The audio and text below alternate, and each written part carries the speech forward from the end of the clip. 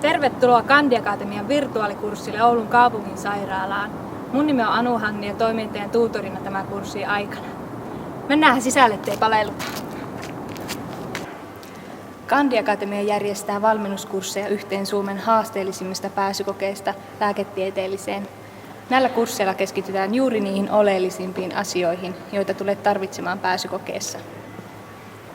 Itsekin aikoinaan kävin valmennuskurssin ja se oli mulle tosi hyödyllinen. Jaha, kurssit ovatkin jo alkamassa. Tervetuloa! Tämä on muuten vielä yksi asia ennen kuin aloitetaan.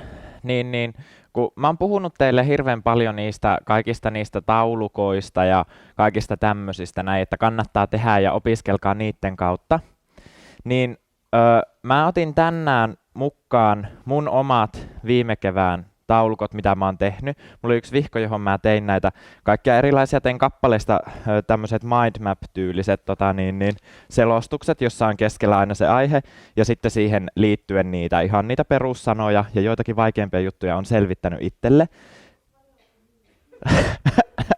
Niin, tällä päästiin sisään, huutokaupataan. Mutta mä ajattelin, että jos joku haluaa katsoa tätä, niin saa katsoa. Mä laitan tämän kiertoon. Tästä voi saada itselle jotakin ideoita. Jokaisella on toki se oma oppimistyyli, mutta tää oli se mun tyyli.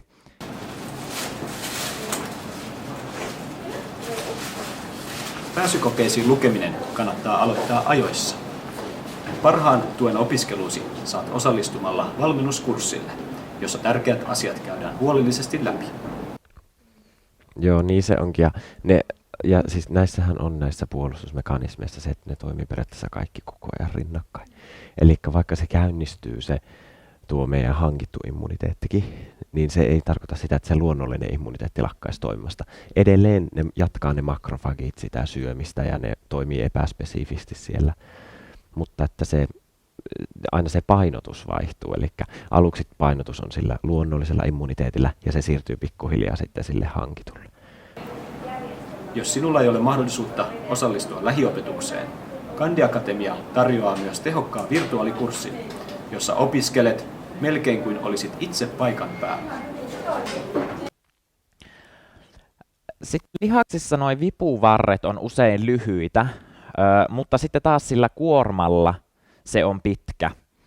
Helpoin miksi mä otin tämän tähän, niin on sen takia, että koska musta se vaikuttaa sillä kirjassa vähän kun sen lukee, että siitä tulee vähän semmoinen hämärä kuva, että mitä tämä tarkoittaa ja onko tämä fysiikka vai onko tämä biologia vai mitä tämä on. Mutta tämä on tässä ehkä ihan hyvä selittää. Tämä on helpoin lähteä ajattelemaan hauiksen kautta. Että kun me mietitään sitä, että tämä meidän hauislihas tarttuu tähän kyynärluuhun ja tähän tulee se sen lihaksen vipuvarsi. Se on ehkä ihan jotakin senttejä, muutamia senttejä, mitä se on se sen vipuvarsi. Mutta kun lähdetään miettimään, että minkä liikkeen tämä hauislihaksen supistuminen aikaan saa, on se, että me nostetaan täältä jotain tätä kuormaa. Ja nythän tämä vipuvarsi on huomattavasti pidempi. Nyt meidän molekyylit on vaan liian isoja. Ei ne pääse tuosta kalvon läpi, riippumatta siitä, että onko nyt semmoisia poolittomia niin kuin pitäisi. Ja se ehtohan oli, että siis poolittomat ja riittävän pienet, ne pääsee läpi. Okei, no nyt meillä noin molekyylit ei pääse, no sit veden pitää mennä. Ja mitä tässä nyt tää käytännössä niin kuin tarkoittaa? Tasoittaen konsentraatioeroja. Konsentraatio, siis mooleja per litra. Eli niin partikkeleita per nestetilavuus. Niin tästä meille neste vaan lähtee rullaamaan. Miksi tämä on tärkeä? Miksi tämä on kalennuksessa? Elimistössä nesteiden tasapaino. Sehän menee just tällä tavalla. Jos me nyt ajatellaan yleensäkin, että mitä tuo kalvo niin toimii, niin jos meillä on täällä puolella negatiivista varausta, niitä proteiineja, niin kyllähän ne kaaliumionit täältä ulkoa, nehän haluaa tänne sisälle. No, ei niitä kloridioneja sitten täällä kiinnosta kauheasti hengätä, kun täällä on tätä negatiivista. Ne haluaa täältä sitten ulos. Ja siinä tilanteessa,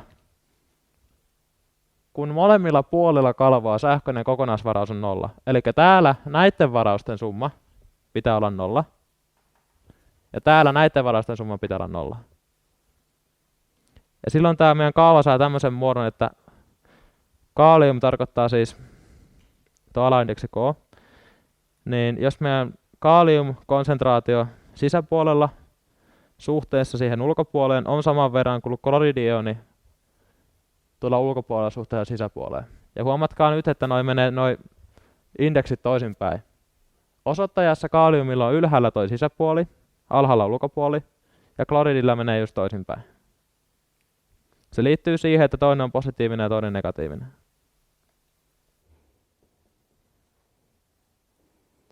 Niin kuin tästä muodostuu, ensin ajatellaan, että tästä etaanihaposta muodostuu sitä etanaatti-ionia, ja sitten tuosta propanolista tulee se propyyliketju, joten siitä tulee se nimi. Eli se, missä on tämä happoryhmä, niin siitä tulee se etanaattimuoto.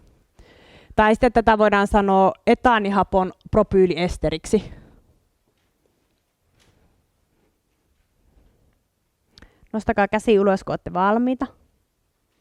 Valmista, hyvä. Kellä ei ole mitään hajua, miten piirretään etyylimetyyliamiini.